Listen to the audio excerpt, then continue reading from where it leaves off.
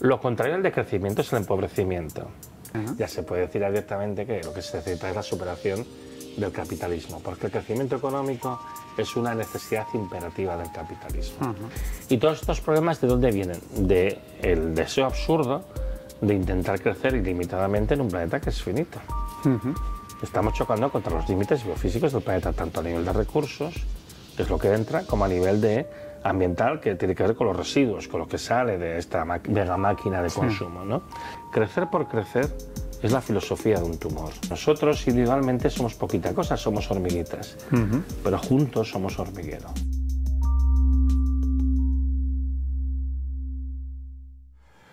Buenas, Antonio, muchas gracias por venir.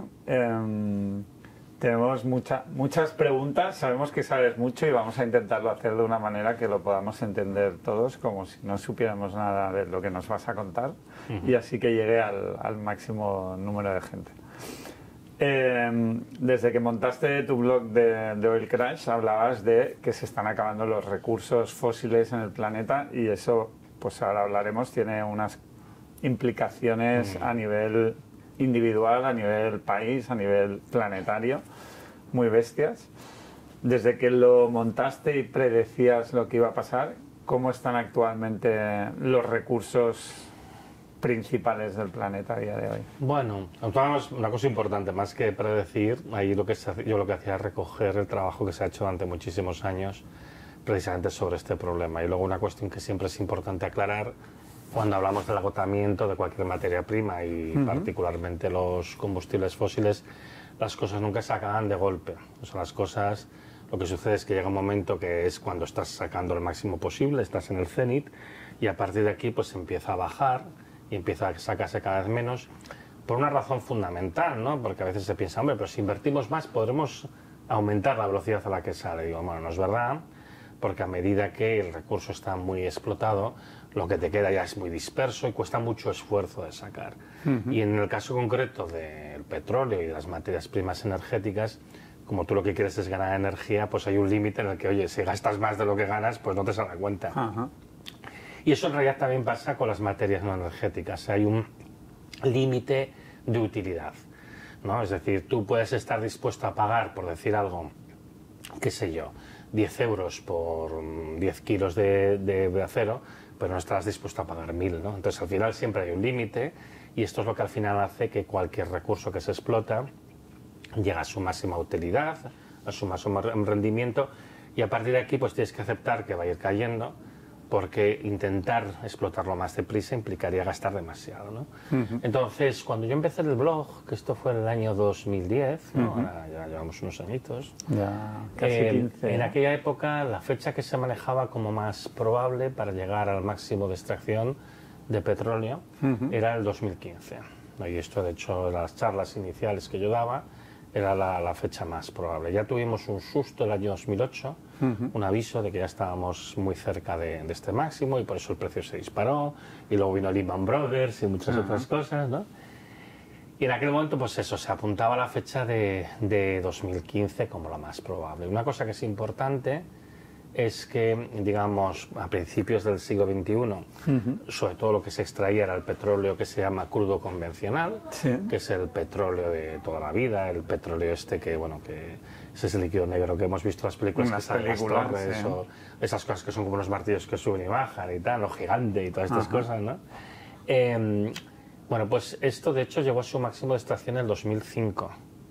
O sea que estamos hablando que ya hace 20 años de que se llegó a su máximo. En aquella época se llegó a extraer 70 millones de barriles diarios y ahora rondamos los 60. O sea que en 20 años ha caído, bueno, pues como un 14%, no ha caído una barbaridad, pero ha caído, ¿vale? Que también esto era un poco previsible, que al principio cae poco a poco y luego ya va cayendo más deprisa. Para compensar, digamos, que este petróleo, que de hecho es el de mejor calidad, ya pues se va tirando menos, se introdujeron muchas sustancias alternativas, lo que se llaman petróleos no convencionales, y aquí pues se introdujo primero los biocombustibles, pero luego se vio que los biocombustibles no hay gran negocio a hacer porque gastas prácticamente lo mismo que inviertes, con lo cual no tiene mucho sentido. Y luego los petróleos extrapesados de Venezuela y de Canadá, que estos sí que tienen rendimiento, pero claro, son muy contaminantes y hay que hacer mucho esfuerzo y el rendimiento es bajo. y necesitan muchas otras cosas, necesitan mucha agua, mucho calor, porque es como un engrudo, es como un alquitrán, y lo tienes que volver un poco líquido para moverlo, porque si no, no hay quien lo mueva. Sí. Y luego, bueno, que cuando sacas esta sustancia tienes que combinar con otras, con gas o con petróleo ligero, porque si no, eso realmente es que no vale para nada, ¿no? Porque es un alquitrán prácticamente, ¿vale? Y luego está el fracking. Entonces, bueno, sumándolo todo, cogiendo lo convencional y añadiendo estos no convencionales, el máximo absoluto fue en noviembre del 18. Entonces ahora ya pues tenemos un descenso que todavía es muy suave. Nos movemos, dependiendo del mes, entre un 3 y un 4% por debajo del nivel que teníamos en noviembre del 18. Pero aquí también, pues ahora hay una cosa que se está convirtiendo en costumbre, que es hay una práctica contable de engañar, ¿no? De ocultar un poco lo que pasa. Y aquí la manera de engañar es que tú añades al petróleo una categoría que a veces se añade y a veces no, que se llama los líquidos del gas natural. Que esto son sustancias que salen con la extracción del gas natural, que se las llama líquidas, pero realmente no son líquidas a presión y temperatura ambiente, porque mayoritariamente en un 90% estamos hablando de butano y propano, y hombre, el butano yo recuerdo que venía... No parece... muy líquido no es, ¿no? El propano igual, ¿no? Que esto en realidad sirve para ahorrar un poco de petróleo, porque se puede utilizar para hacer plásticos, las líneas de butileno y propileno de las refinerías, pero realmente no sirven para hacer combustibles.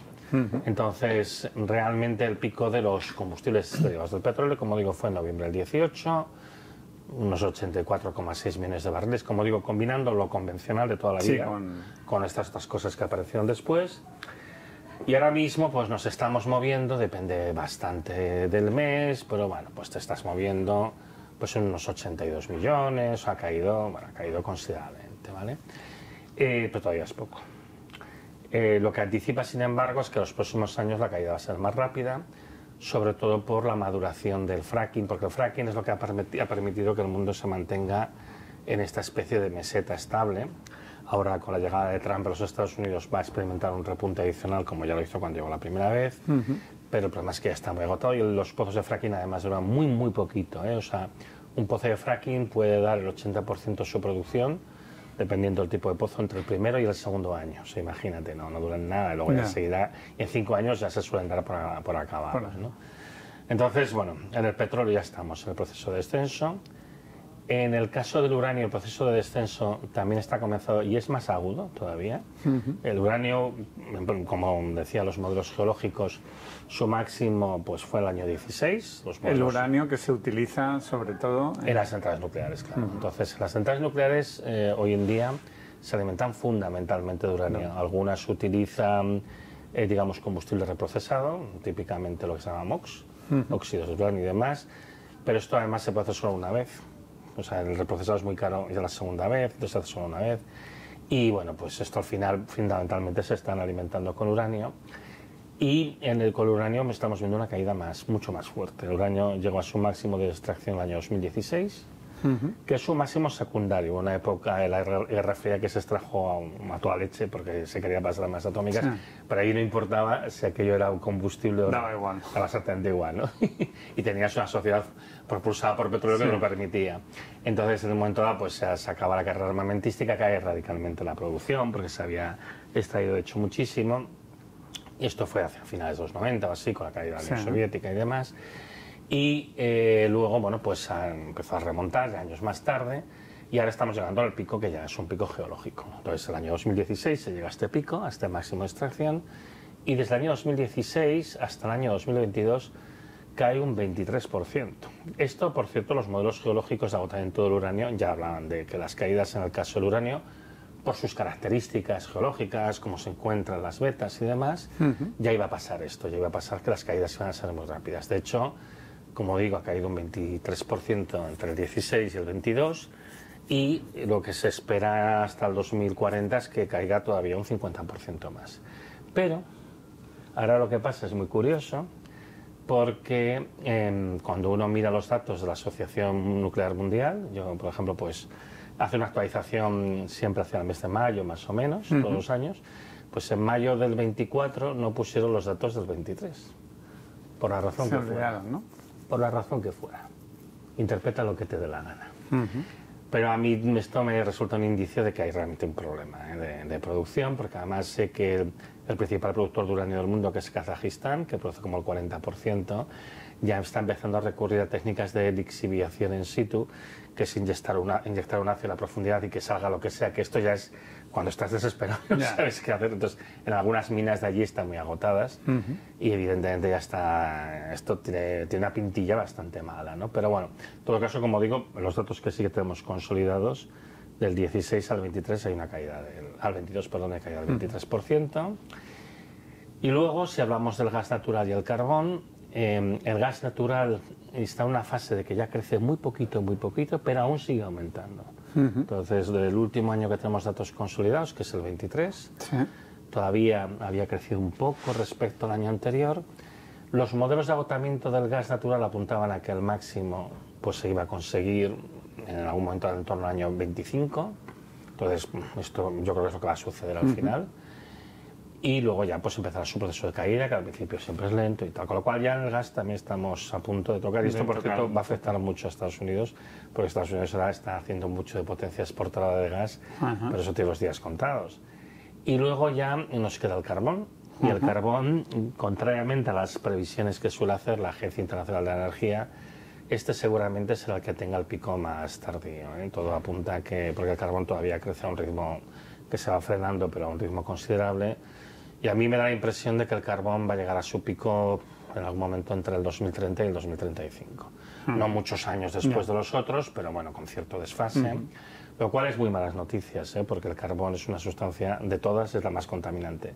No solo produce más CO2, sino produce también más dióxido de azufre y más residuos de todo tipo, ¿no? Y esto sería un poco el resumen. En todo caso, lo que sí que conviene recordar, porque muchas veces hay esta confusión, ¿no? Cuando hablamos del agotamiento, ¿no? Sí. Que la gente dice, es que esto claro, es que tú dices que se va a acabar tal año. Digo, esto ni lo digo yo, ni lo ha dicho nadie de los que antes han hablado de estos temas. Siempre se ha hablado del año del pico, el año de estación máxima. A partir del año de pico hay un proceso de caída que se alarga durante años y durante décadas, entonces cada vez vas extrayendo menos. Pero no quiere decir que te quedes sin. Entonces, yo siempre para que la gente entienda... ¿Se alarga más o menos según el consumo que se haga? ¿O si se hacen más consumos, si multiplicas el consumo por 2 en un año? Al final es un tema de rendimiento energético. Es decir, si tú intentas acelerar la extracción, lo que te acaba pasando es que lo extraes de una manera muy agresiva y entonces lo que estás favoreciendo es que extraigas menos. Porque claro, se te colapsa la roca, tienes problemas y al final pues no vas a sacar tanto como hubieras querido. Pero en todo caso además hay un límite, es decir, es lo que te digo, tú por un litro de petróleo puedes pagar 1 euro, pero no pagarás 1000. Al final siempre va a haber una limitación, va a haber una limitación de la tasa máxima de extracción y eso no depende ni de la demanda, ni de la inversión, ni de nada más. Entonces, bueno, yo creo que sí que hay cierto margen y sobre todo lo que es muy importante es cómo gestionas el recurso. Si tú intentas explotarlo de una manera tranquila, moderada y tal, puedes alargar el proceso de caída y que sea más suave. Si lo aceleras, pues tendrás un problema de caída muy fuerte. Pues eso, entonces, lo que sí que es importante entender que el proceso de agotamiento a lo que se parece es más no a una persona que digo que se queda de golpe sin, sino a un proceso más bien de que te están reduciendo y se parece a una persona a la que le están bajando el sueldo, ¿no? Tú imagínate que a ti cada año te bajan el sueldo un 2 o un 3%. Entonces, bueno, ¿qué notas tú? Que bueno, sigues llevando tu vida, sigues cobrando dinero, puedes seguir haciendo tu vida, pero ¿qué pasa? Cada vez te cuesta más llegar al final de mes. Y esta es nuestra situación en el caso de los combustibles fósiles y del uranio, ¿no? de las materias primas no renovables. Vamos a ir viendo cómo nuestro sueldo energético va a ir disminuyendo y vamos a tener problemas para hacer lo mismo que hacíamos antes. Con el agravante que estamos hablando de las sustancias que dan más del 85% de toda la energía primaria que se consume en el mundo. Entonces, el problema fundamental está aquí, en que vamos a tener un descenso inevitable de las fuentes que están dando la mayoría de la energía que estamos consumiendo, más del 85%. Por lo tanto... Y se va a ir encareciendo poco a poco lo que decías. Esto es complicado porque normalmente los procesos que uno ve cuando una materia prima que tiene lo que los economistas dicen una demanda inelástica, ¿no? Que es básicamente una demanda cautiva. ¿No? Tú, por ejemplo, no puedes renunciar al coche para ir a trabajar, según donde estés viviendo, y con lo cual vas a tener que consumir petróleo, tanto si te gusta como si no, hasta que pierdas el trabajo, claro. Si vives a menos 10 grados, necesitarás el gas o... Exacto. Entonces, lo que pasa normalmente en este tipo de circunstancias es que el precio se vuelve volátil, se vuelve muy variable, ¿no? ¿Por qué? Tú tienes que, como hay escasez y la demanda se mantiene, el precio va subiendo, va subiendo, va subiendo, pero llegas a un punto de ruptura. Llega un momento en el que alguien no puede seguir este juego de voy subiendo el precio. Y típicamente lo que pasa es que aquí o en otros sitios cierran fábricas, hay empresas que se van al garete, ¿no? Y entonces en ese momento lógicamente cae la demanda. Entonces hay una destrucción de la demanda. Cuando se produce suficiente destrucción de la demanda, entonces lógicamente la demanda ya pasa a ser inferior a la oferta y el precio cae. Entonces normalmente lo que sucede es que estos ciclos de destrucción de la demanda por precios muy altos, destrucción de la oferta simplemente porque, claro, si el precio baja, ya las compañías petrolíferas o carboníferas o las que sean, ya no les sale tanto a cuenta invertir, porque el precio no es tan elevado. Y entonces tenemos estos ciclos de volatilidad. La volatilidad, desde el punto de vista de un inversor, es lo peor. A un inversor no le preocupan tanto los precios altos o los bajos como la volatilidad. ¿Por qué? Porque te puedes encontrar que inviertes en el momento del ciclo alto, que los costes son más elevados, y el momento de intentar sacar rentabilidad es el momento que todo se vende más barato. Entonces... Porque, perdona, la destrucción de la demanda, para entenderlo, sería como... Paro.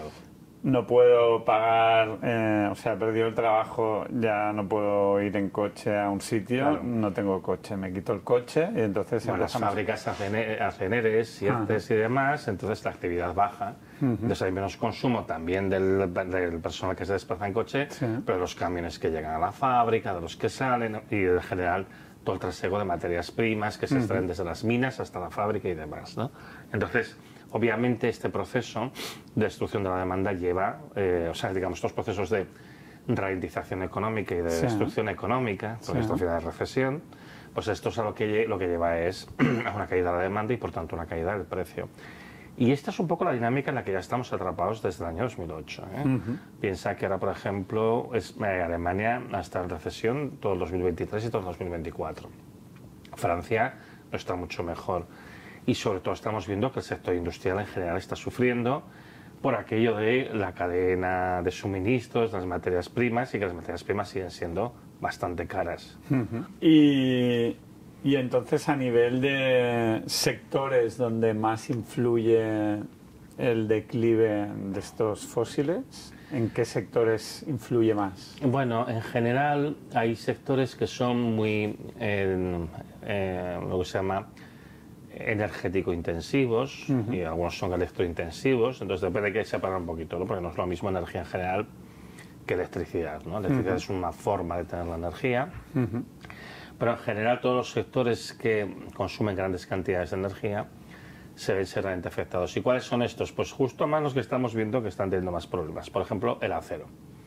El sector de la producción de acero requiere muchísima energía y por eso ya ves a ArcelorMittal haciendo anuncios de que se van de Europa, de que cierran fábricas y demás. ¿Qué otros sectores son muy intensivos en el consumo de energía? Algunas de las industrias pesadas, por ejemplo, la producción del aluminio, la producción del acero, del cemento, que requiere mucho gas en ese caso, la producción de fertilizantes, que no es tanto por la cuestión energética como por el consumo de gas, que consume mucho gas. Entonces, en general, muchos de los sectores industriales de producción de materias elaboradas muy masivas suelen ser los más afectados. Entonces afectan mucho, pues eso, al sector de materias primas metálicas y cemento y cerámica, por ejemplo, también, ladrillo, todo esto se ve afectado, vidrio también se ve afectado. Y luego el sector químico. El sector químico porque requiere grandes insumos de combustibles fósiles. Estos son siempre los que reciben el primer impacto. Luego hay una segunda tanda de sectores que no son tan intensivos energéticamente, pero que sí que requieren unas materias elaboradas baratas. Y uno de los más afectados es el del automóvil. El sector del automóvil es un sector expuesto a muchos riesgos asociados con el encarecimiento de las materias primas en general y con el encarecimiento de la energía. Luego hay otros que tienen distintos grados de afectación, electrodomésticos, electrónica y demás, pero yo diría que el principal es el automóvil. La inteligencia la inteligencia artificial que requiere, por lo que he oído, de grandes plantas, inversión, ¿qué utiliza para funcionar? A ver, la inteligencia artificial está muy asociada al consumo de electricidad. Entonces, todo depende de cómo generas esta electricidad. Ahora, un poco la idea que se está diciendo es vamos a utilizar energía eléctrica renovable, porque de esta manera no vamos a necesitar consumir combustibles fósiles y nos va a afectar tanto, ¿no? De todas maneras, con la inteligencia artificial lo que hay es, como dicen los chavales jóvenes, un hype enorme. Es decir, estamos haciendo creer que esto va a ser un gran consumo y lo estamos, es una burbuja. Pero más que una burbuja, se está creando una expectativa para justificar el mantenimiento de la otra burbuja, que es la de la renovable eléctrica industrial. O sea, el modelo de transición se ha centrado en un tipo de energía renovable, que es la renovable producida en grandes parques para producir masivamente electricidad, para ser transportada por redes de alta tensión hacia los grandes centros de producción y de consumo. Este modelo es un modelo que ya se está viendo, tiene los pies de barro, que no funciona como se había dicho. Dos pilares para justificar este modelo eran el coche eléctrico y el hidrógeno verde. El coche eléctrico ya hemos visto como las compañías automovilísticas europeas se están retirando porque ya están viendo que se pierde dinero con el coche eléctrico y además empieza a haber otras cuestiones de... Que se pierde a nivel de rentabilidad para ellos, ¿no? Sí, se pierde dinero, ellos pierden dinero.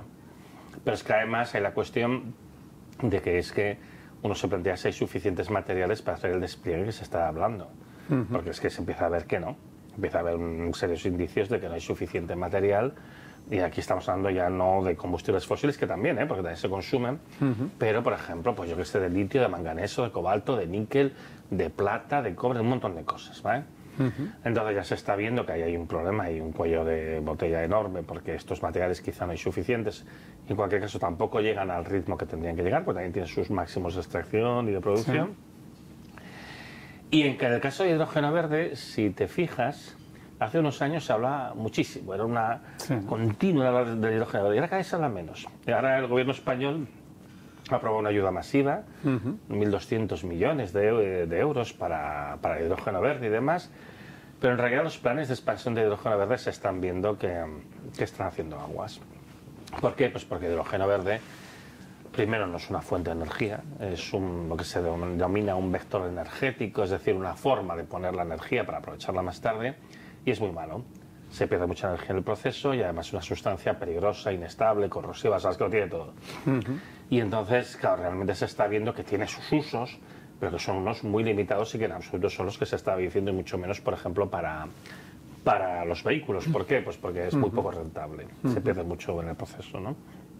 Entonces, ahora del hidrógeno se habla menos, aunque ha habido este anuncio del gobierno español, pero sobre todo es un poco para rescatar a las empresas que han metido mucho dinero. Porque aquí en el fondo muchas veces lo que estamos viendo son rescates encubiertos. Es decir, hay gente que ha palmado mucho dinero y vamos a dar dinero un poco pues para que no palmen tanto. Aún sabiendo que no es algo productivo, es que casi debería de... Mira, en el caso del modelo de transición renovable eléctrico hay una cosa que es vergonzoso y es... Estamos haciendo creer que vamos a hacer una transición. Primero, que se hace una cosa muy abusiva, que es identificar energía con electricidad. Y aunque la electricidad es una forma de energía, de hecho es una forma minoritaria de consumir la energía. Si tú miras la energía final, que es la energía lista para ser consumida, o sea, el petróleo es energía primaria, la gasolina que ahora puedes poner en tu motor, eso es energía final, ¿no? Pues si tú miras las formas de energía final, a nivel del mundo la electricidad representa solamente el 20% del total. Y si tú miras España, se mueve entre el 22 y el 23. Pero es parecido a otros países de la Unión Europea. Tú tienes un 70 y muchos % que no es eléctrico, fundamentalmente más mayoritario suele ser el petróleo, o sea, los combustibles derivados del petróleo. Y además sabes que hay una parte que va a ser difícil, incluso imposible de electrificar. Entonces tú estás vendiendo esta moto de todo va a ser eléctrico y dices, bueno, aquí hay barreras, es difícil, eso se habla a veces, pero bueno, las barreras son bastante más importantes que lo que se suele decir. Pero hay otra cuestión que es todavía más sangrante, que cuando tú lo explicas la gente siempre se queda un poco parada, más siempre piensan, eso que dices no puede ser. El consumo de electricidad en España, en la Unión Europea y la OCDE, con una línea quebrada, con altibajos, pero en todo caso está cayendo desde el año 2008. O sea que no son noticias frescas, ¿eh? Llevamos, ahora en 2025, 17 años de caída. ¿Y eso? Porque la razón fundamental es la desindustrialización. Nunca nos hemos recuperado de la crisis del 2008. Hay una pequeña parte que se debe a las mejoras en eficiencia y hay otra parte que se debe al autoconsumo, porque aquí hablamos del consumo de electricidad de la red eléctrica de alta tensión, que es donde se conectan los grandes proyectos de renovables. Total, que a día de hoy, ahora en 2025, tenemos en España 128 gigavatios de potencia eléctrica instalada, cuando tú tienes una demanda que se sitúa alrededor de los 26,5. Y tienes picos de consumo en verano y en invierno de hasta 41. Pero tú tienes 128 gigavatios de potencia instalada de todas las tecnologías, ¿eh? Esto incluye hidroeléctrica, nuclear, térmicas de carbón y evidentemente pues, eólica y fotovoltaica, todo. 128 gigavatios instalados, ¿no? Claro, cuando tú tienes mucha renovable, como es muy intermitente, no siempre produce, necesitas incrementar la redundancia, pero claro, hasta un punto. Seguramente el consumo de España con 80 gigavatios nos llegaba. Tenemos 128 y hay el plan de llegar a unos 150 el año 2030. Y entonces tú dices, pues aquí no hay negocio. Y eso además lleva a situaciones un poco curiosas. ¿Y por qué se hace entonces? ¿Por qué se sigue generando más si no se consume tanto? Bueno, se sigue instalando. Es que no es lo mismo instalar que producir. Esta queja que hay a menudo de he visto los molinos soplar el viento y estaban parados. Sí. Y claro, las placas fotovoltaicas no se nota tanto, pero esto también se hace a veces. Esto es lo que se llaman curtailments, ¿no? Es la palabra técnica en inglés, no sé cómo se podría traducir en castellano, ¿no? Que son los momentos en los que tú puedes producir energía eléctrica y no la produces porque no hay demanda para ella. Entonces los curtailments son cada vez más frecuentes y muchas veces se deja de producir incluso por razones técnicas, porque la otra cosa que nos explica es que el tipo de electricidad que generan tanto los aerogeneradores como las placas fotovoltaicas es una electricidad de peor calidad. Nosotros, una cosa que la gente no suele tener presente es que la electricidad, la gente tiene tendencia a imaginársela como una especie de líquido que fluye por una cañería, ¿no? Pero no es eso. La electricidad es una onda, ¿no? Esto nos lo explicaron en el instituto, ¿no? De que tienes una onda de 50 hercios, ¿no? 50 veces por segundo, que va oscilando y demás. Entonces, todo lo que se acopla para dar fuerza a la red, para dar energía, tiene que entrar en perfecta sincronía. Esto es como una niña que salta la comba, pues tiene que entrar, porque si no, se lleva un tortazo de la cosa, ¿no? Pues aquí pasa igual, todo tiene que entrar perfectamente sincronizado. Las tecnologías que utilizamos habitualmente son síncronas, o sea, tienen grandes rotores, ¿no? Que tienen mucha inercia porque pesan decenas de toneladas y entonces mantienen mucho movimiento perfecto, sinusoidal y tal. La hidroeléctrica, la nuclear, las térmicas de carbón, las centrales de gas de ciclo combinado, todas son así, ¿no? Una gran turbina, un gran alternador, bueno, en fin. En el caso de la eólica, claro, no es así, o sea, a veces sopla viento, a veces no. Y entonces, claro, pierdes la sincronía y esto es un poco chungo, ¿no? Entonces, hay maneras, tú puedes intentar que el sistema absorba energía para que vaya a la velocidad adecuada, pero entonces no te la está dando, te la está quitando. Entonces, cuando ya sopla suficientemente fuerte, entonces sí, le pones en carga y ya está dando y tal. Pero bueno, tiene sus complejidades. Y en el caso de la fotovoltaica es todavía peor, porque la fotovoltaica no genera una onda, genera corriente continua. Entonces tú tienes que poner un aparato que se llama inversor, que el tío escucha qué es lo que hay en la red en ese momento e intenta imitarlo, pero cada vez te pasa que si en la red hay una alteración, pues lo hace más grande. Entonces, claro, esto da un mogollón de problemas de todo tipo. En cualquier caso, el tema es... Y si se instala además versus el consumo, entonces es porque hay subvenciones para que quien instala gana dinero o porque se ha... A ver, aquí lo que ha pasado es que ha habido una gran fe en que íbamos a hacer una gran transición energética y iba a ser eléctrica.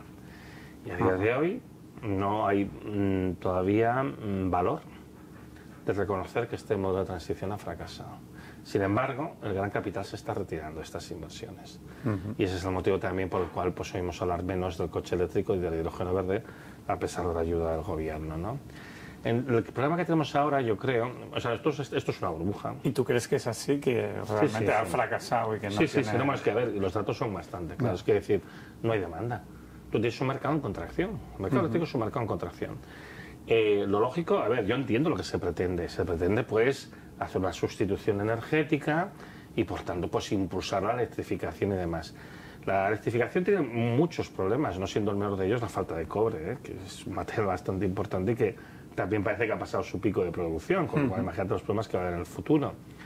Pero, en cualquier caso, no hay unas tecnologías adecuadas que permitan hacer la sustitución de los usos no eléctricos actuales a usos eléctricos. Por más que se digan, no las hay. En algunos sectores hay cosas que funcionan más o menos bien, como las bombas de calor, etcétera, pero lo crítico, que era básicamente el coche eléctrico y el hidrógeno verde para otras aplicaciones, bueno, tienen un poquito de nicho, hay cosas que sí que tiene sentido hacerlas así, pero no a la escala masiva que se pretendía.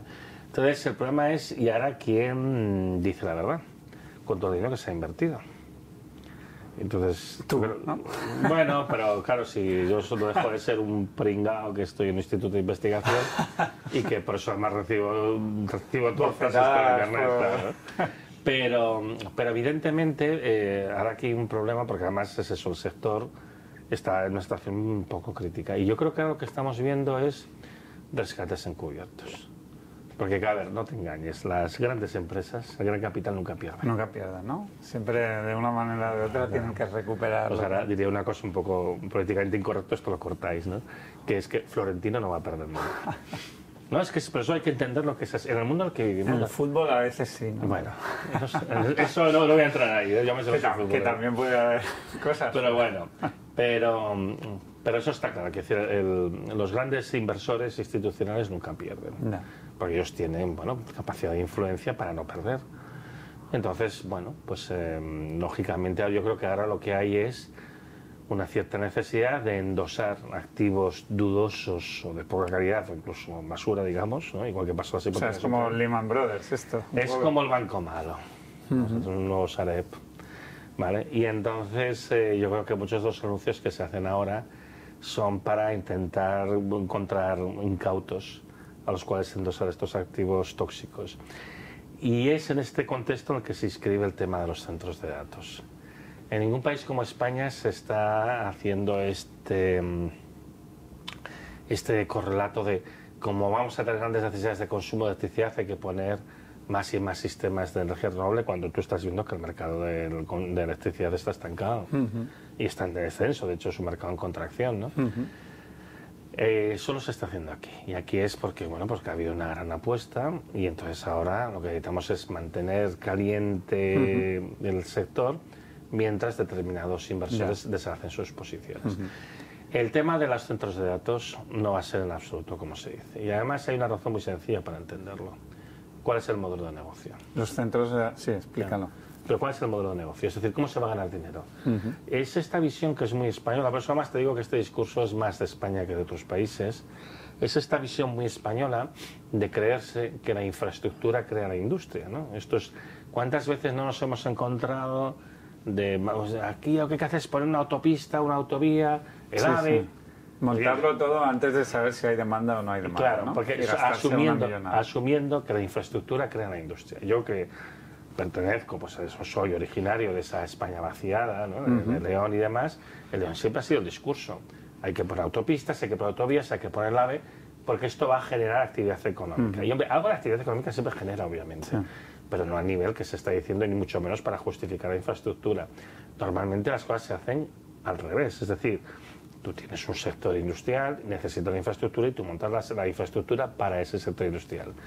Y en el caso de los centros de datos pasa una vez más lo mismo, es decir, ¿cómo se va a ganar el dinero? ¿Cuál es el modelo de negocio? O sea, tener centros procesando datos, pero ¿para hacer qué?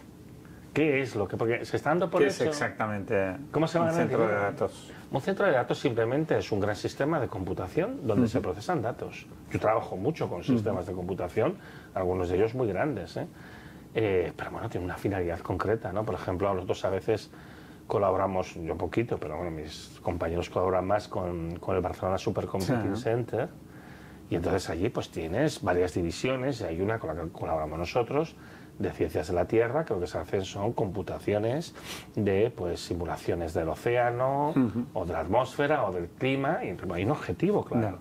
Que por cierto no da ningún rendimiento económico, se hace pues para efectos de investigación, exacto. Pero bueno, ¿cuál es el modelo de procesar los datos? O sea, un centro de datos nuevamente es una infraestructura, pero tú tendrías que tener claro cómo vas a ganar dinero. Entonces, no hay ningún modelo de negocios detrás. Se está dando a entender que estos centros de datos son fundamentales por la inteligencia artificial, por las tecnologías que vienen, no sé qué. ¿Cuáles son estas tecnologías?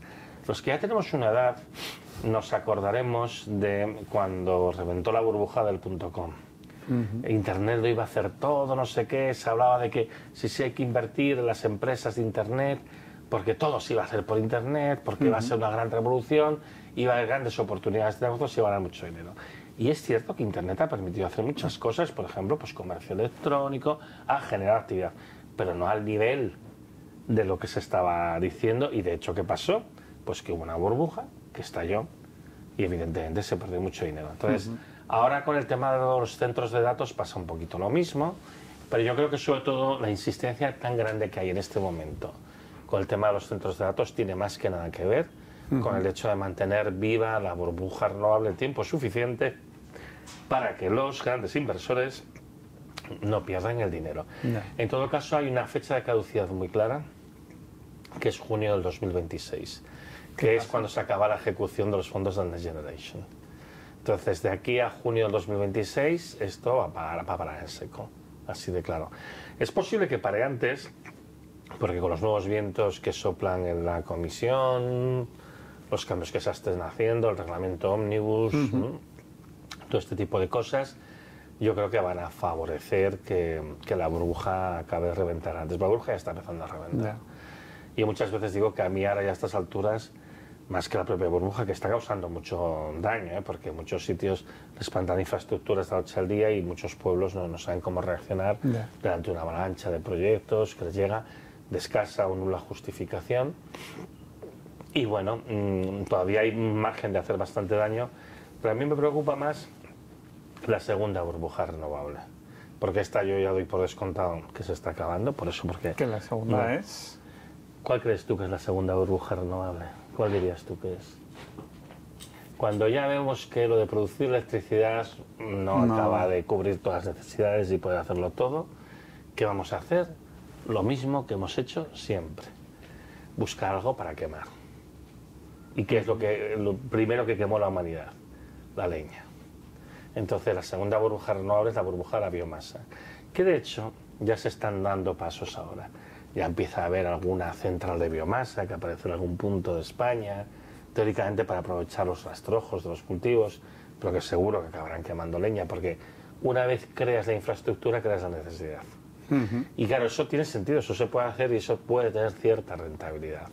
El problema es que no puedes quemar al ritmo adecuado para que se regeneren las cosas, con lo cual es el riesgo de arrasar los bosques para mantener eso. Y luego asociado a la biomasa, digamos a la leña, digamos, está el tema del biogás, que también se está empezando a ver, un repunte de los proyectos de biogás a nivel del Estado español, que esto se sabe de siempre, que tiene sentido a pequeña escala para aprovechamientos locales, pero que cuando intentas aumentar la escala, por todos los problemas que genera de producción de residuos y por la necesidad de transportar la materia prima y luego la materia elaborada, no es rentable. Esto se sabe perfectamente que no es rentable y aún así estamos viendo un repunte de los proyectos de generación de biogás y demás. En todo caso, yo lo que estoy viendo es un riesgo bastante grande de que se cause todavía otro daño ambiental mayor en pos de intentar mantener en marcha esta mega máquina que todo lo devora. Sí.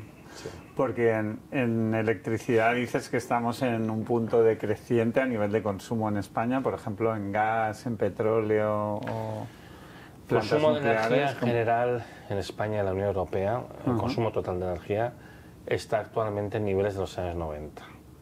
O sea, también cae el consumo. O sea, está todo en general en decreciente. Lo que, digamos, ha caído más posiblemente es la electricidad, pero todo cae. O sea, realmente Europa está en una situación de declive. Es que no lo quiere aceptar. Pero Europa claramente está en una situación de declive. Que además se manifiestan muchísimas cosas y yo creo que, por ejemplo, pues estas conversaciones entre Trump y Putin sobre la guerra de Ucrania, sin contar para empezar con los ucranianos, ¿no? Pero desde luego tampoco con Europa, Yo creo que a Europa le tendría que ser para hacerle reflexionar sobre dónde está realmente en este momento, ¿no? Entonces, Europa claramente es decadente. Europa es un continente avejentado que tiene muy pocos recursos naturales. Y yo creo que Europa lo que tendría que apostar son por sus grandes activos, que es que tiene mucha población formada y tiene capacidad industrial, tiene conocimiento. Entonces, yo creo que esto es lo que tiene de positivo y lo que tiene que aprovechar. Porque si no, de otro modo, se va a encontrar que poco a poco va a ir declinando cada vez más y nos vamos a convertir básicamente pues en una familia rica venida menos, ¿no? Ya. Y, por ejemplo, imagínate un pueblo de 500 habitantes en la provincia de León. ¿Qué tipo de energía deberían de utilizar para ser lo más sostenibles posible? Y que a la vez les implicarán menos en sus bolsillos y pudieran ser lo más independientes posibles del sistema. Mira, hay un error, este es normal, pero hay un error implícito en el planteamiento. Vale. Porque en un pueblo de 500 habitantes al día de hoy en León, seguro que la gente utiliza el coche para muchos desplazamientos. Y el coche va a funcionar con combustibles derivados del petróleo y eso siempre te va a venir de fuera. Es verdad que tú puedes producir cierta cantidad de biocombustible, pero nunca vas a poder producir tanto como para cubrir el consumo. ¿Y tú no recomendarías tampoco que cambiaran de coches que utilicen gasolina a eléctricos? No, el coche eléctrico es un juguete, quiere decir, no tiene las prestaciones ni de coña, pero es que además simplemente no se lo van a poder permitir, es que van a ser muy caros. De hecho, la razón fundamental por la cual la gente no quiere comprar coche eléctrico es el precio, precisamente el precio. Pero es que a la vuelta de unos años el problema que nos vamos a encontrar va a ser la falta de materiales para hacerlos. Y piensa que además la industria automovilística en Europa está en una grave crisis. Partiendo de la situación actual es imposible ser sostenible, es completamente imposible. Es decir, tiene que haber una transformación que la habrá, porque va a haber menos coches en el futuro. Esto no se quiere hablar abiertamente, pero esto está en el plato y esto evidentemente viene. Yo creo que en cualquier caso no puedes hacer un planteamiento de en este pueblo en concreto hago no sé qué, porque tú tienes una interdependencia que es muy grande, ¿no? Y ya no es el tema únicamente de los combustibles para los coches, para los tractores, las cosechadoras, es de dónde vienen los fertilizantes, ¿no? Por ejemplo, estás pensando en un pueblo que se dedica a la actividad agrícola, de dónde vienen los fertilizantes, de dónde vienen los pesticidas, ¿no?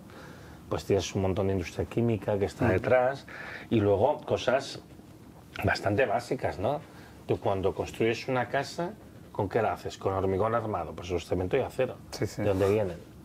Claro, al final yo creo que muchas veces hay muchos consumos de energía que nosotros no vemos. La gente piensa que cuando hablamos de energía, la energía es el interruptor de su casa.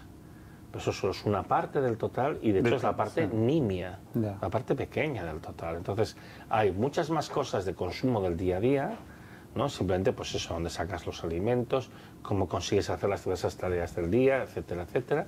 Y luego hay el consumo energético implicado pues en las estructuras, ¿no? Pues el acero, el cemento, etcétera, etcétera, el cristal, todo, que tú no lo ves pero está ahí, está implicado. Entonces, muy difícil y yo creo que ese tipo de ejercicios son confusos porque proyectan una idea equivocada, un poco lo que tú has dicho, no es ser sostenibles, no, es que sostenible o independiente no lo vas a ser jamás, pero además no vas a hacerlo por un margen enorme, es decir, porque tu gran consumo de energía realmente está ahí, el interruptor como mucho sería el 20%.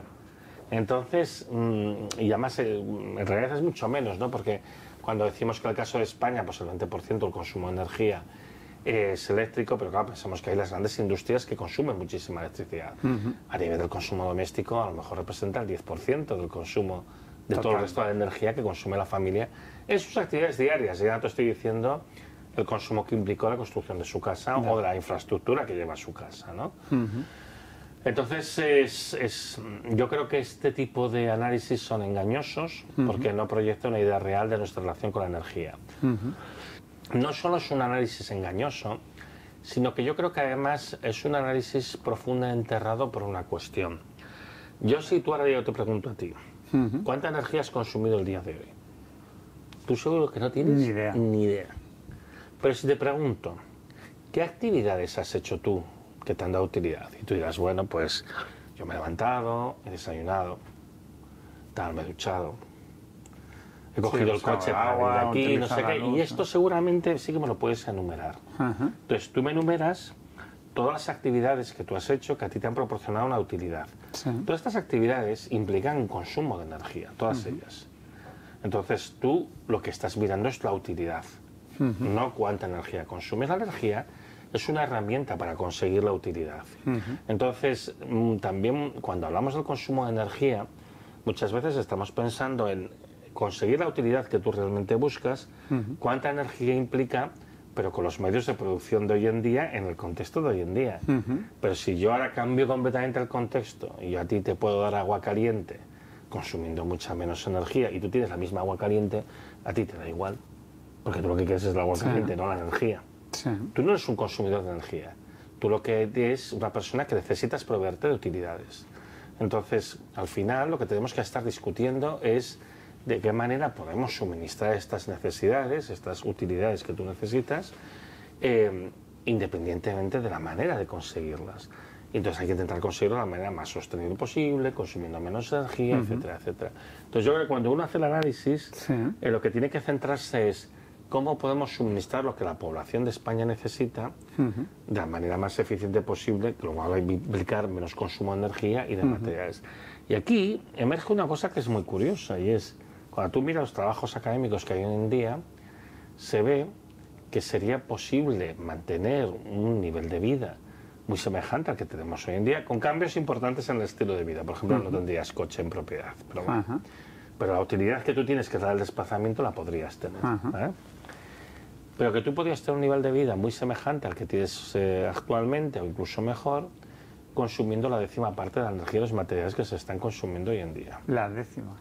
Y eso es bastante razonable de poderlo conseguir por medios renovables.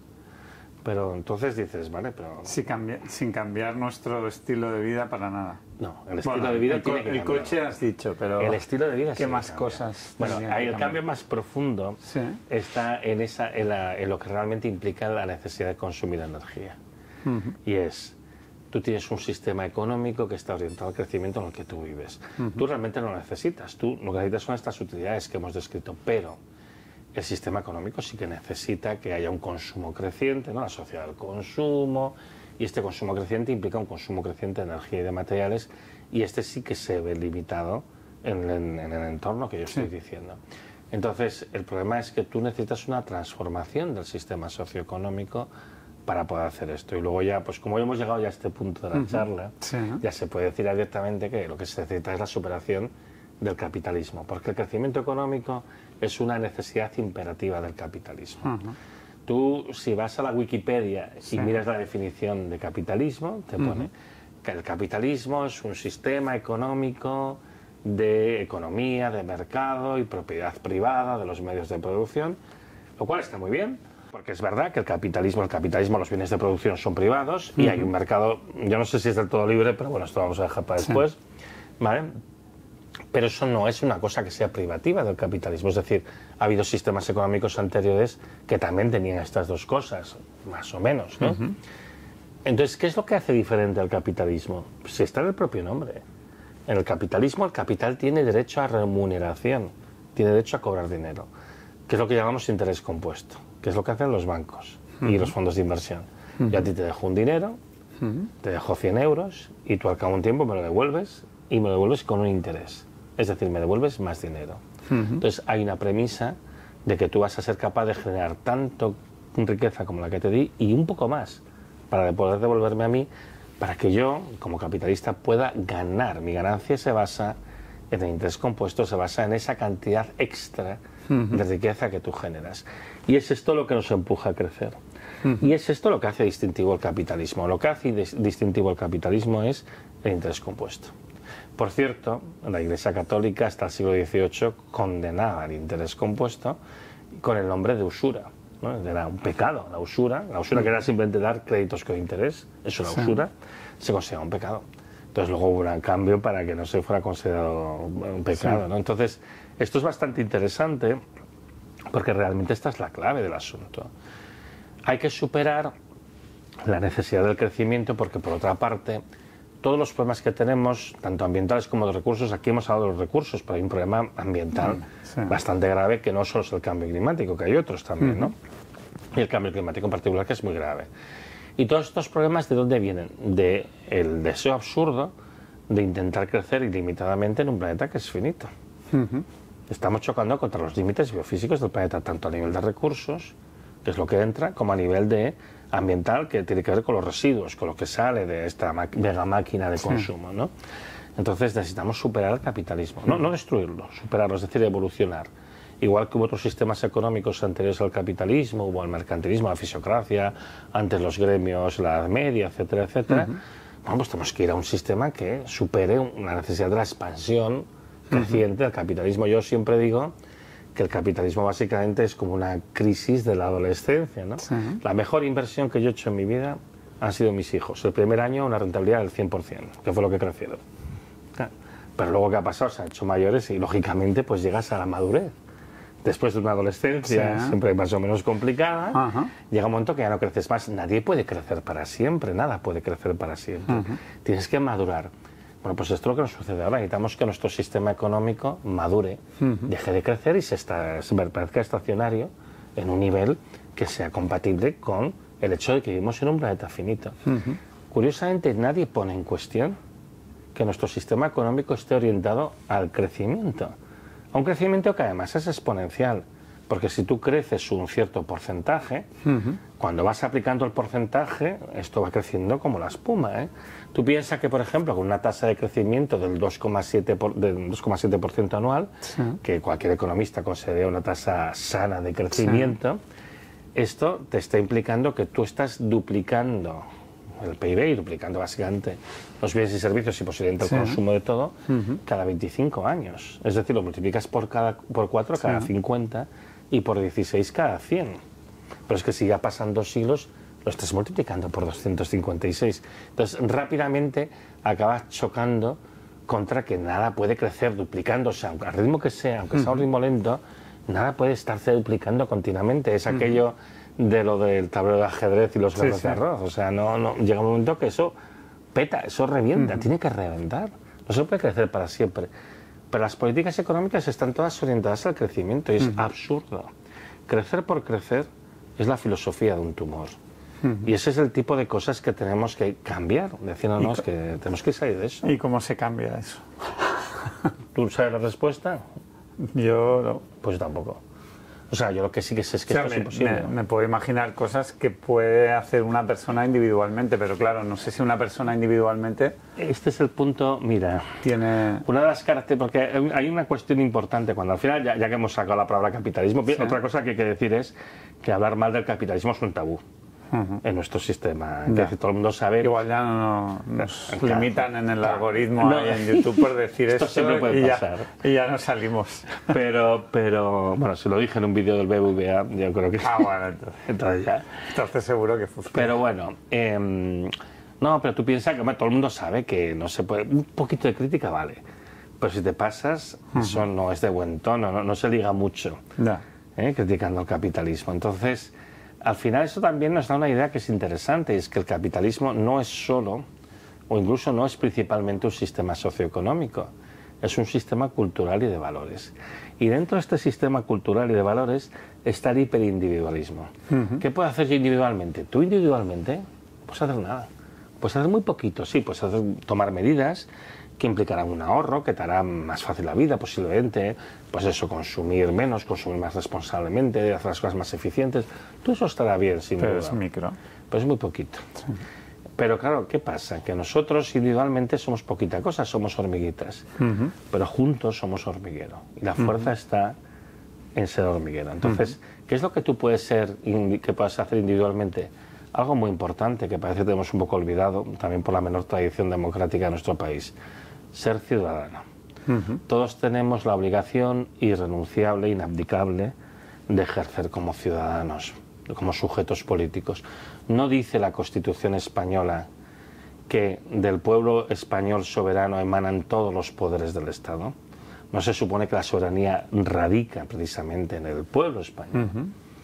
Pues si creemos en la democracia, lo que tenemos que hacer es ser ciudadanos. Es una cosa que es fundamental.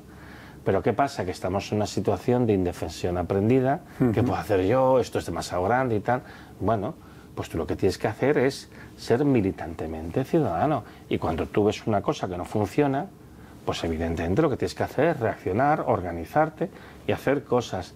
La democracia no se ejerce solamente votando cada 4 años. Hay que votar cada 4 años, sí, pero hay que ejercerla cada día. Y eso implica a veces protestar. Y eso implica a veces oponerte y hacer iniciativas de todo tipo para decir, oye, es que el modelo de sociedad que yo creo, que yo quiero es este. Es decir, en una sociedad democrática avanzada, o digamos con más solera que la nuestra, los actos de, pues eso, de libertad de expresión, incluso de protesta, de una manera razonable, se consideran normales, se consideran un ingrediente activo y fundamental del ejercicio de la democracia. La gente no solo se la escucha en las urnas de una manera muy limitada, con unos canales muy estrechos cada 4 años, se las escucha continuamente. Y los representantes del pueblo se reúnen con sus representados frecuentemente cuando la gente lo solicita.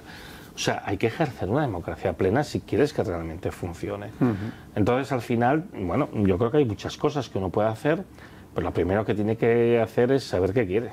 Entonces, esta es una de las dificultades mayores que tenemos. Es decir, tenemos que tener un proyecto que nos lleve hacia algún lado, teniendo en cuenta el peligro que tenemos ahora mismo. Mira, ahora mismo se nos están poniendo sobre la mesa muchos problemas, todos ellos asociados con la sostenibilidad. Por la parte de recursos, tenemos un problema muy grave con el diésel, que esto llevo años hablándolo. Hay gente que se ha reído de mí diciendo, no, decías que iba a haber racionamiento de diésel. Digo, y lo habrá. Aquí en Europa lo habrá. Yo he dicho que fuera mañana, pero acabará viendo, no queda más remedio. De todos los combustibles que derivamos del petróleo, el que cae más deprisa es el diésel. Antes hemos comentado que la producción de petróleo, contando de los combustibles líquidos, digamos, pues contando todo lo convencional y lo convencional, ha caído un 3%, entre un 3 y un 4 desde el año 2018, se mantiene bastante estable y con Trump se va a mantener estable también pues un año o dos más. Pero lo que no se mantiene tan estable es el diésel, porque el diésel, por una serie de razones, cuesta más de producir a partir del petróleo.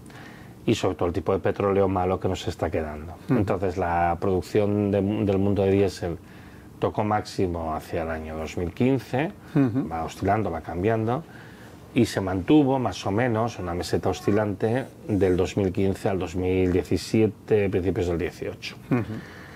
Y en aquel momento, bueno, pues se marcó unos máximos en torno a 27 millones de barriles diarios, y después ya empieza a cae muy profundamente con la COVID, luego hay unos años de recuperación. En el año 23 casi llegamos a los niveles del 2015, pero ya enseguida vuelve a caer. Y ahora mismo la producción de diésel se está moviendo más o menos alrededor de un 15% por debajo de lo que era en aquel periodo del 15 al 17. Falta diésel en el mundo. Y esto es grave porque el diésel es la sangre del sistema económico. Pues diésel es transporte, diésel es minería, y diésel es agricultura. Y bueno, pues estamos viendo situaciones, por ejemplo, pues que en Bolivia el 60% de las exportaciones están comprometidas por falta de diésel, hay huelgas de camioneros, tenemos que en Argentina se perdió la temporada pasada el 20% de la cosecha por falta de diésel, y es un país productor de petróleo. Nigeria, que es uno de los principales proveedores de petróleo de España, está restringiendo el acceso a los combustibles porque prefiere tener petróleo para exportar, y está siendo un país superpoblado, 230 millones de habitantes, que es la quinta parte de la población de África en un único país, en Nigeria, es que es una bomba de relojería.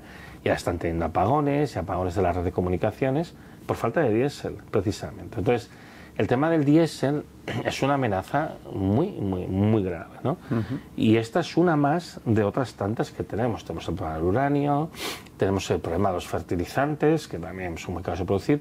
Hay un problema de escasez de medicamentos a nivel global y está afectando a Europa, y estás teniendo pues rupturas de stock continuamente, que las vas gestionando como vas pudiendo, y mil problemas más. Y luego los problemas ambientales, porque además estamos observando que el cambio climático se está acelerando por una serie de factores que sería larguísimo explicar, pero que te aseguro que nos quitan bastante el sueño. Tenemos mucha preocupación en este momento debido a este problema. Entonces, delante de todo esto, la gente lo que tiene que hacer es ejercer de una manera clara y decidida pues una posición de liderazgo en su vida, en su vida. ¿Qué puedes hacer tú individualmente? Ser ciudadano. Primero de todo, fórmate. Entiende el mundo en el que vives y entiende hacia dónde quieres ir. Y en segundo lugar, toma acciones para avanzar en esa dirección. Que nunca serán acciones individuales, han de ser acciones colectivas, de gente que como tú comprenden el problema, están concienciados y proponen cosas, no con la intención de imponerse a los demás, con la intención de que haya un debate, lo hablemos entre todos y veamos hacia dónde podemos tirar. Por eso no se trata de imponer, se trata de proponer. Pero no es simplemente que pongas unos LEDs en tu casa, es algo mucho más profundo y de mucho más calado. Que se forme una persona, igual no todo el mundo está capacitado o tiene la energía para formarse. En cambio, si quieres cambiar valores o cultura, ¿no? Si hay gente que proponga, pues sí que te puedes atender a lo que te están proponiendo y entonces reflexionar y decidir que también quieres formar parte de eso. Entonces... yo creo que cuando yo hablo de formación, ahí no he sido claro, no me estaba refiriendo a formación en física. No, ya. Claro. Pero cuando digo formación es tener una formación, una comprensión del mundo. Entonces, tú, por ejemplo, no necesitas saber los mecanismos de la metástasis de un cáncer para entender el problema que representa un cáncer y tú consultas con especialistas y dices, ¿y delante de esto qué puedo hacer? Entonces, yo creo que también el ejercicio real de la plena capacidad política implica ser capaz de asesorarte por expertos que te digan, mira, hay este problema y hay estas soluciones. ¿Qué pasa? Ahora mismo el rol de los expertos está muy diluido, porque hay grandes intereses económicos y muchas veces se llama expertos a gente que está a sueldo de empresas. Y luego una cosa importante que forma parte dentro del problema de la degeneración social que estamos ahora mismo es que hay un ataque decidido hacia la ciencia. O sea, ahora parece que a veces a los científicos se les pone en tela de juicio o se les pone bajo una cierta lupa de sospecha, ¿no? Porque claro, como si los científicos fuéramos gente que nos dedicamos a hacer el mal, ¿no? Y dices, no, perdona, nosotros somos gente que hemos dedicado nuestra vida al estudio, al aprendizaje, o sea, somos más bien ratas de biblioteca, somos el friki al que los otros niños le daban collejas en el cole, pero que nosotros precisamente nuestro objetivo es aportar nuestro conocimiento para ayudar, Toda esta campaña anticiencia que nos encontramos últimamente tiene mucho que ver con este deseo de evitar que la población pueda tomar decisiones informadas con el mejor conocimiento disponible. Entonces, yo cuando hablo de formación me refiero hay que tener una visión a un nivel divulgativo, es decir, yo no tengo por qué entrar en todos los detalles de cuál es el problema con el sistema de la renovable eléctrica industrial, no sé qué, para que tú entiendas que hay un problema. Y además es muy sencillo, es decir, oye, vamos a ver, si realmente aquí hay un problema, por ejemplo, que he dicho, el consumo de electricidad cae, miremos, pero el consumo de electricidad cae, pues sí que es verdad. Y lleva cayendo de 17 años, oye, pues sí que es verdad, ¿no? Y dices, bueno, pues aquí habrá que decidir qué cosas realistamente podemos proponer. Pero no me digas más de lo mismo que lleva sin funcionar 17 años, caray. Entonces, aquí se abre un debate de ideas, se presentan ciertas alternativas, se presentan de una manera que la gente las puede entender y se puede discutir. El ejercicio político no implica una comprensión técnica. Tú puedes llamar a un experto, a un perito, digamos, para que te dé una idea de qué es lo que se puede hacer y a partir de aquí tú puedas tomar decisiones. Y el ejemplo más claro de esto, yo creo, fue cuando hubo las asambleas ciudadanas por el clima en España, de las cuales se hizo muy poca publicidad. 100 ciudadanos escogidos al azar, con un sistema que garantiza la representatividad, y básicamente ellos llamaron a los expertos que quisieran y a partir de aquí hicieron una serie de recomendaciones. Por cierto, el 93% apoyó apostar por el decrecimiento como una vía de salida dentro de la situación en la que estamos, que para mí claramente es la vía lógica de salida de este problema. Y el decrecimiento, si yo no sé nada, ¿qué me puedes guiar tú para que yo al menos reflexione sobre ello y vea si... Mira, ahora mismo el decrecimiento es como una especie de, no sé cómo decirte, de dominio general que engloba ideas muy distintas, incluso opciones políticas muy diferentes, ¿no? Cuando hablamos de decrecimiento, lo que estamos hablando es, nos hemos extralimitado, ¿no? El consumo es excesivo, la contaminación es excesiva. Vamos a sufrir además de manera inevitable, aunque no queramos, aunque nos diera igual, vamos a sufrir una caída en el consumo de energía y materiales por agotamiento, simplemente, aunque no quisiéramos, ¿vale? Aparte luego los problemas ambientales. Y entonces, como va a haber este descenso del metabolismo de nuestra sociedad, de lo que entra ya directamente, ¿cómo nos preparamos para ello? Entonces, la propuesta del decrecimiento es, vamos a hacer un descenso pilotado, hasta un nivel que sea sostenible. Entonces, primera cuestión, no se trata de decrecer siempre hasta desaparecer, sí, ¿no? Sino se trata de decrecer hasta aterrizar en un nivel que sea sostenible. Vale. Esto es algo que se aplica a países muy desarrollados, muy prontos como el nuestro. Habrá otros países que tendrán que subir. Incluso dentro de nuestro habrá regiones que tendrán que subir, mientras otras bajan en su consumo, porque lo que hablamos es del consumo de energía y materiales, no del bienestar. ¿Vale?